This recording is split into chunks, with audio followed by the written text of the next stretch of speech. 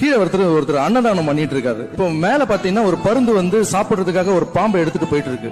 அந்த பாம்புல இருந்து ஒரு துளி விஷம் கீழே அன்னதானம் பண்ற இதுல போட்டுட்டாங்க, அது விழுந்துருச்சு. அப்படியே அந்த அன்னதானம் ஸ்டாப் ஆயிடுச்சு. இப்ப சித்திரகுப்தன் போய் சாமி கிட்ட கேக்குறாரு, இந்த பாவ கணக்க வந்து அந்த அன்னதானம் போட்டாரு அவர் பேர் மேல எழுதிடலாமான்னு.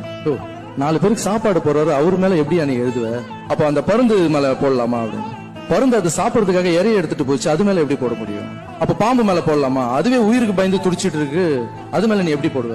கொஞ்ச நாள் வெயிட் பண்ணு, இந்த கணக்கு அப்படியே வெயின்னு சொன்னாராம் சாமி. மறுபடியும் அவர் அன்னதானம் போட ஆரம்பிச்சாரு. அன்னதானம் போயிட்டு இருக்கு. ஒரு 2 வயசானவங்க, அப்பா இங்க யாரோ அன்னதானம் போடுறாங்களா, அது எந்த பக்கம் போகணும்னு கேட்டாங்க. அந்த 4 பேர் சொன்னாங்களாம், அன்னதானம் போய் சாப்பிடுங்க, ஆனா செத்துருவீங்க, உயிரோட இருக்க மாட்டீங்க அப்படின்னா. அந்த வயசானவங்க 2 பேர் சாப்பிட முடியாம திரும்பி போனாங்களாம். சாமி கூப்பிட்டாரு சித்திரகுப்தனை, மேல வா. அந்த பாவத்தை யார் மேல போடணும்னு கேட்டிருந்தல, அந்த 4 பேர் உட்காந்து சும்மா பேசியிருந்தாங்க பத்தியா, அந்த பாவத்தை சேருன்னு சொல்லி. சும்மா நம்மளை பத்தி ட்வீட் போடுறவங்க பேசுறவங்க இவங்களுக்கு எல்லாம்